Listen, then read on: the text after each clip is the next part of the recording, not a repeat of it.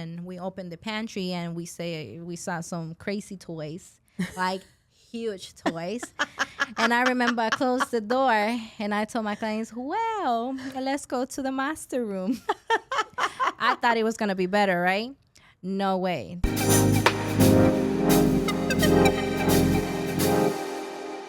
Welcome to another episode on Earn the Signature podcast. And today I am your host, Karina Turcios. And we have a very special guest today. Hi, Karina. How you feeling today? I'm feeling super relaxed because today I don't have to ask no question. I'm just enjoying the process. And how are you? Well, I'm feeling very excited. I have the power to ask anything I want. Ooh, I'm excited for that. Well, today's subject is talking about the craziest experience we had through real estate. Wow, that's a full loaded title because we've been in real estate for quite some time. So I'm sure we've seen a lot of crazy things. Yes, for sure. So when you hear the word crazy experience on real estate, what's that first story that pops in your head and it's like, this is what I got to talk about? There's been a lot in our career. I know we post the success and the beautiful part about it, which we enjoy helping our client. Nevertheless, we have, many characters, many personalities, and like everybody knows, one transaction has more than 25 people involved. So we have culture, we have experiences, people from different walk of life. But one of the top of the line of my head that comes is I remember I was training a realtor, and she was supposed to do a showing, and she goes to the showing and she knocks on the door, because before putting the code, I teach my team that they need to knock on the door before opening the door because you never know, somebody can be in the restroom, people there are in their home. So I remember she was there for a while knocking and nobody came to the door. And I'm like, okay, go ahead, open. And when she opened the door, there was a guy standing with a towel around his waist. And she froze and she's like, oh, I'm so sorry. And the guy was super welcoming. Like if he was waiting for her, oh, come in, show your home. So she got by surprise because she didn't know how to act, seeing like half naked men there, and she's have some clients. So I think that's one of the top. I know a lot of people think real estate is easy, just showing a house, getting a commission, move on and next. And it's not like that. We experience dangers as well. I actually have a story that I had a listing in the Polk County area, and the owner gets to the house, calls me, hey, there's a homeless in the shed, and there was a showing coming up within like an hour, and he's freaking out. What should I do? And I was like, well, just call the police. And then he was so worried, no, but then he's going to go to jail. And I was like, what about he gets inside your house, burn it down, or do something? Like, you wouldn't think that way. So we need to get that drunk person out of the shed and remove it and kind of like move on. But I know there's a lot of stories that people just see the victory and the good things, and clients don't understand that there's a roller coaster. We don't promise that once you decide to buy a house, everything is going to be smooth and perfect. That's obviously what we want, but it's never like the way that it goes. What other experience will you have that you will want people to understand when it comes to craziness on a transaction? Because sometimes it's not just, craziest moment, but there is information that a lot of people don't understand in doing a transaction. Absolutely. Not only the craziest, it's the first thing that we have to understand, we're human, there's emotion going on. There's a lot of negotiation. There's a lot of, like I said, people that come from different walk of life, different careers. So you have to learn, us as realtor, blend and be that chameleon when you're with your client. Not because only commissions, because you walk in this person in the most valuable transaction that they're experiencing in their life. So there's a lot of emotions, especially if you're with, husband and wife, trying figuring out who's that decision maker. What is it that they're looking? So there's a lot of pieces, moving pieces that you have to learn how to dance. It's a dance, and it's a transaction, and we're transacting with people, human, emotion, negotiation, and not everybody's having a good day. Correct. So learning your client, I think, is the number one thing, and being patient and navigating through each journey and challenge that you have to face. And a lot of times we suggest or we give the information to the clients, and then they're like, oh, you told me no, and I'm just going to move on and we'll go with another person because this other person is making it seem like it's so easy. But they don't understand that an easy has a overcome, it has like a result that maybe is not what is for your favor. I had a situation with clients that they are from Switzerland, and these people bought a house with another realtor, bought the house, and then they went back to their country. And after like a year, it was actually after a year, they put together all the money that they had for the whole life. So it was around 600,000, a little bit more than 600,000. So they need to transfer the money to United States to pay off the house and probably buy another 2 or 3 houses with whatever money there was left. And when they decided to do the transfer, they had to pay to the IRS because obviously you had to pay to the big dudes. IRS wants the part. Yes. So they were like, no, we're not going to pay to the IRS, and we're not going to pay the transaction fees that the bank is charging us. So what about we come with a better idea? Let's put it in a crypto app. And they put more than $600,000 on that crypto app. They flew from their country, Switzerland, all the way to Florida. And when they arrived, guess what? What? They were gone. $0, 0 cents. No money at all. So then it's like, oh, I want to save money here, and I think this is a better idea. What it seems to be so easy and promising, sometimes it's not the best for you. So when we as a realtor, we guide you and tell you do this and do that and talk to the title company, and whatever email gets to you, send it over to me. Let me make sure that it's the correct thing, because now those people are in foreclosure. They were not able to pay the house for more than a year when they had all their savings. So now imagine you being old, no money, no retirement money, no payoff house, no nothing. So you have to start from zero just because you wanted to save some money. And as Latinos, we know that we like to save money and do whatever it takes just for you to save $5. Hey, that happens a lot with shortcuts, and us. That's why it's very important. It's very important when, as buyers, sellers, that you find that information and you're aligned with a correct expert, and not only in the area of what you're doing, because stuff like that, there's so much fraud, especially in title. That's why a lot of title companies, their emails, and they send the emails, they're crypted, because there's all these fraud companies. And actually that happened. You just remind me of this individual that they hacked the title company, and when they hacked them, they send the client a link asking them for their funds, and their client did the same thing. They sent the funds that they were going to close on their house. It was a cash purchase, and the same thing. It was not the title company. It was a hacker, and it's very difficult for us, a realtor, to explain that there's not much that we can do at that moment.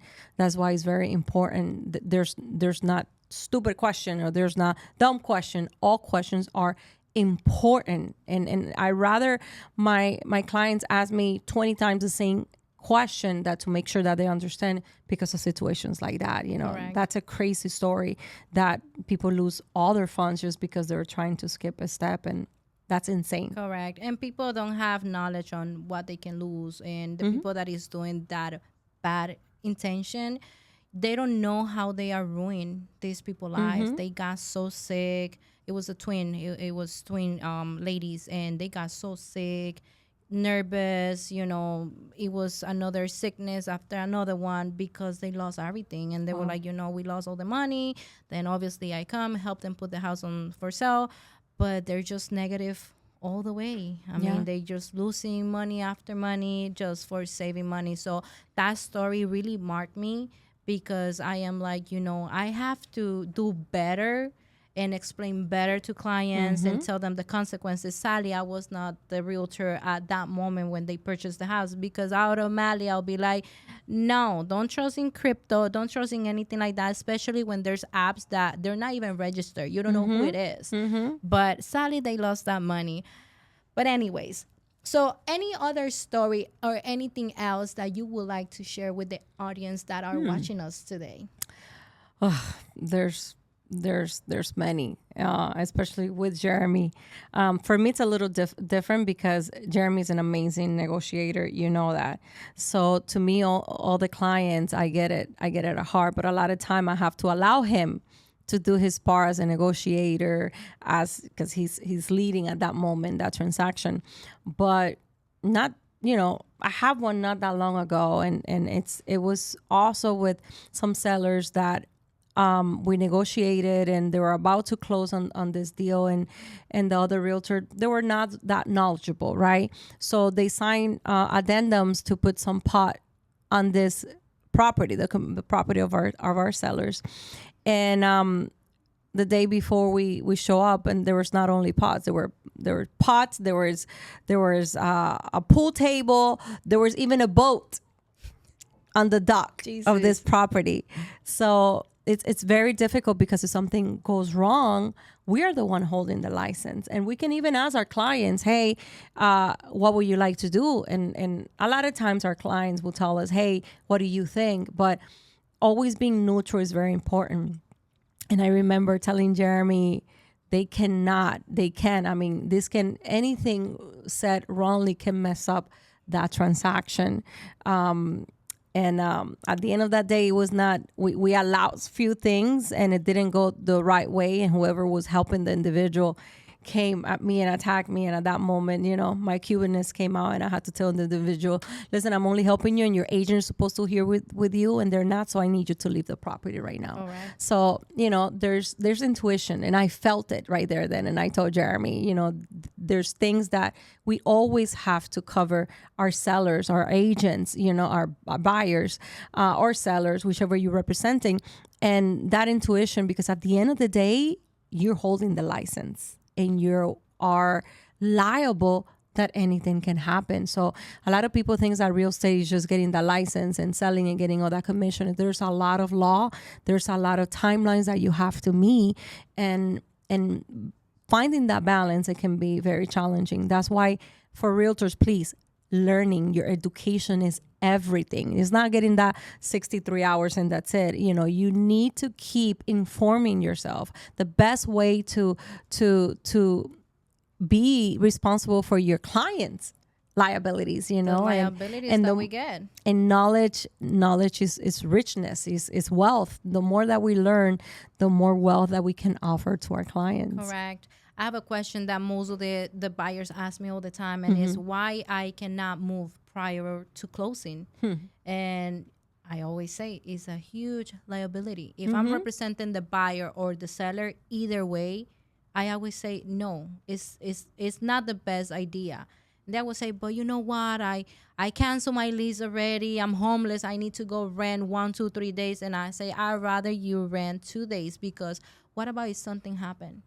God forbid, and something happens in the house, and it gets caught on fire, and you die. You know how guilty I'm going to feel for allowing you to stay there 1 or 2 days prior to closing. And you're responsible. You're part of that. They can sue you for damages, and that's the part that a lot of clients don't understand. Anything can happen. Like you left something in the garage that night, caught on fire, and guess what? Now the house burned down. Correct. Maybe that sellers didn't have the credit insurance, and now they're deficiency. You were supposed to close the next day. Now the person cannot buy the house. There's so many things that can go wrong. That is not being pessimist, is being preventive of things that could happen. Another occasion, I have an individual that they did that. It didn't close, And guess what? The seller had to evict the future buyer because they didn't qualify. And they're like, no, We're not leaving. we're not leaving. So then you have to go through the process of going to the court and put all these motions that it's not comfortable. It's going to cost money. So skipping step, I will say skipping step will usually cost you more at the end. Correct. Yes. And it's so funny that you say that because I was in a situation that it was very stressful, but I had no other option to be like, all right, let's sign a lease agreement. You guys are going to pay X amount. But in reality, we didn't know if we were going to close. And I spoke with one of my lawyers, and they were like, you should never do that again. And I said, lesson learned. Even if you're doing a list, like there's so many things that can go more beyond your power, or, you know, you have liabilities on the properties. Sometimes we find out the houses that are paid off, they don't have insurance. So most of the people that pay off their properties, they want to save money. They don't pay the insurance. They are selling the property. The buyer's moving prior to closing. There's no insurance. What about if something happened? What about, like, I always think about fires because I had a client that lost her house through a fire. And she was telling me the whole crazy story. You know, it was on fire. I had no insurance. Now I'm homeless. And it's like, people don't understand that. So a lot of times clients think that you are the bad person saying, no, I cannot move prior to the closing time.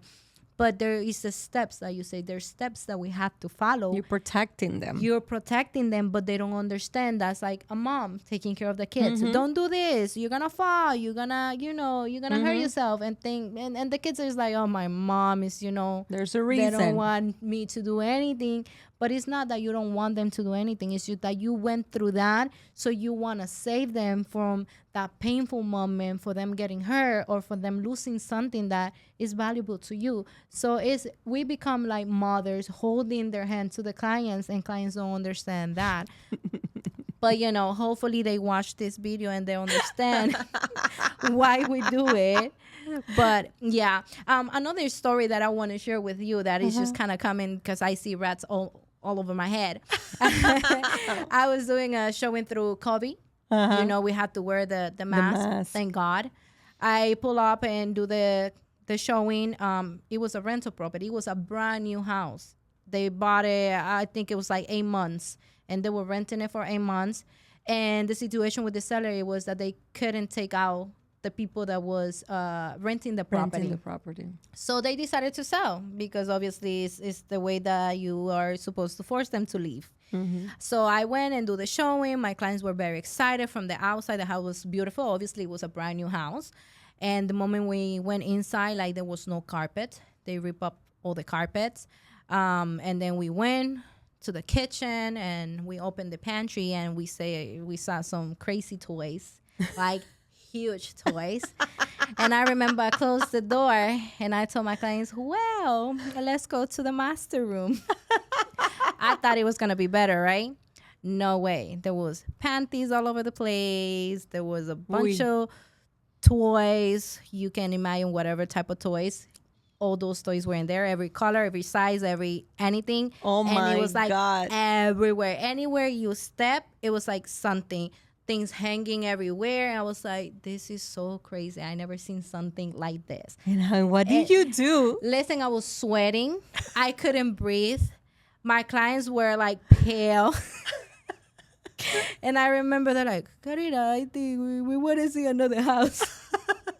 And I say, all right, but let's take a look at the last room. Okay, we went to the last room and they had a lot of cages stuck on top of each other. And they had like different rats, like white rats. And it was like 20, 40. I don't even know how many. I know it was a bunch of them. And they do like this squeaky noise. Like, So I heard all that. I was like, what is that? And the clients were like, we definitely don't like this house. And I said, I agree with you. And I guess they got so uncomfortable seeing all those nasty stuff. Yes. And you were expecting to see something nice because it was a brand new house. And it was so sad that renting properties as well is hard. And a lot of times I have clients saying, but you know what? I'm just renting a house. They want me to have like a 640 credit score, no evictions, perfect background, perfect everything. I might as well buy a house.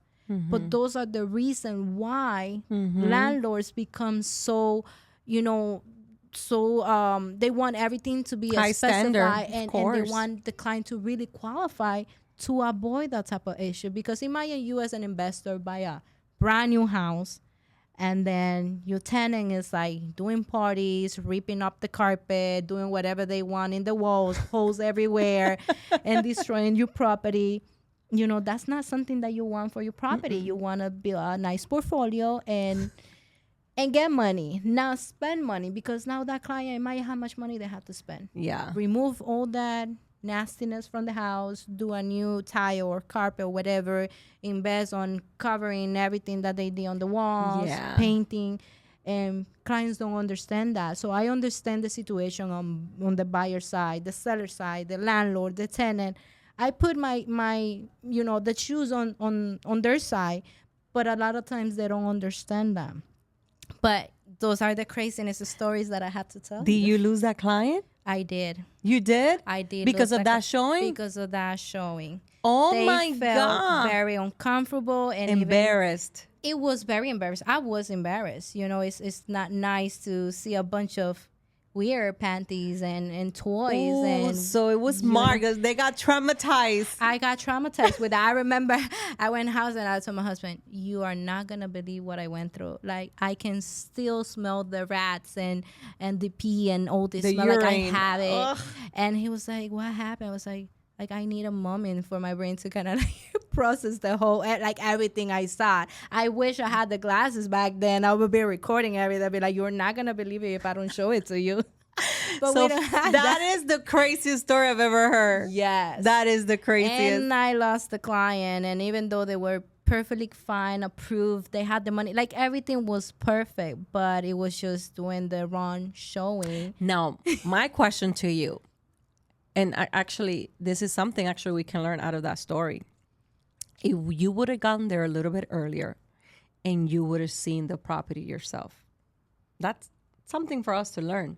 Correct. A lot of time we're rushing and seeing this property, but we also have to understand that it's an experience. Like, that couple was very shy, and a lot of people, they can see beyond that and Correct. be open-minded into, like, they know that it's not you. But a lot of people, they probably thought that you were somehow involved in there in that movie that they were doing in the house. Yes. So I think a step that you can actually learn, if that would have happened to me, is from that point forward, I will go 20 minutes prior, view this property, and I'll be like, listen, this property, we're not going to see it because it's not to our standard. First of all, it doesn't have carpet. And for those people that don't know, if a property, the carpet is ripped, it doesn't pass financing. Correct. So, especially FHA. Especially that is for FHA. First-time buyers. Exactly. So that's the lesson learned there, that, you know, a little bit of time in creating that experience. And a lot of people don't notice, actually. You're correct. Jeremy and I did a show on this property that the people accepted the showing, but if for some reason they did not remember. So we knock on the door, and it was a mom with 3 children, and she's like, oh, I didn't remember. I think it was this other day. She didn't realize it, and it was storming. And she's like, but I'll let you see the house. The house was so disorganized. There was dirty clothes everywhere. And right there, then I knew the clients were not going to move forward. So a lot of time, you know, we need to prevent that from clients. So we don't have to, you know, explain so much, because we want the experience all along. Correct. So I would say the lesson out of this whole entire episode is, like, get to your showing ahead of time. Create that experience. Even if you have to throw or something in a little corner, open the windows. Like, sometimes I've gone to property that they don't smell the greatest. Find that Febreze and just pray, because that experience can be the breaking or the making of putting that offer. Correct. And we need to give the best experience to our client, won't you say? I know. I completely. I'm so sorry. I learned a lesson from there, and you know, a lot of times I do like a little how you call that, advertisement. No, or I tell my clients ahead of time, be like, listen, we're gonna see this house, but you are the one that is going to choose what's the best for you. I am not going to tell you what is the best for you, because to me, this neighborhood might be the best, but to you, it might not be the best one. You know, I might not have a child that goes elementary school and you need elementary school, and maybe I need a high school. So a lot of times I know clients ask us, what do you suggest, or True. what would you do? True. And I'll say, listen, we have our own likes. We decide what we want, and whatever I need is not what you need. So I obviously recommend you, first of all, we go by numbers, then what is the monthly payment, the location, and all that. But I am a guidance to you. I'm like that car that is going to ride you to the location. But you are the one that has to decide what you want. Because a lot of times clients be like, no, it's your fault. You pushed me to buy this. And I said, no. Yes. I give you recommendations and you decide what you want. But thank God I don't have grumpy clients. Most of my guys, all of them love me. And the ones that they don't love me, I never work with them. I say, not on my list. I love it. But it's been a lovely talk. Thank you. I like being on this side. How you feel being? I feel so relaxed. We should do this. I think I'm going to tell the producer, I just want to be interviewed. Because don't you feel nervous sometimes? Sometimes it's just you don't know like how to go with the flow and how to navigate, work. right? Yes. It's not that easy as you think. You see? I'm sweating over here. I'm like, let me make sure I ask the right questions. You did amazing, especially with those crazy stories of yours. Yes. I have so many other questions I'll ask you afterward. But thank you for interviewing me and being in the other side of the table and earn this signature. Then that's exactly what we want with our audience, to hear real stories with things that we go through and we experience, that even though I have somebody saying sometimes, are they really that successful? Because all we see, listen, you're going to find anything and everything. That's what our career is. It's all about. But at the end of the day, I think it has to do with the experience. Correct. We're going to have hiccups, but the experience, try to navigate with the less hiccup as possible. Correct. That's why sometimes I tell Jeremy, instead of being realtors, we should be called firefighters. Yes. Oh, for sure. Putting out fires every day, 24/7. Yes. But thank you for going with this episode on the craziest stories that we've ever experienced in real estate. Yes. Well, appreciate it. Thank you guys for watching. Don't forget to like, share, subscribe, and we see you on the next episode.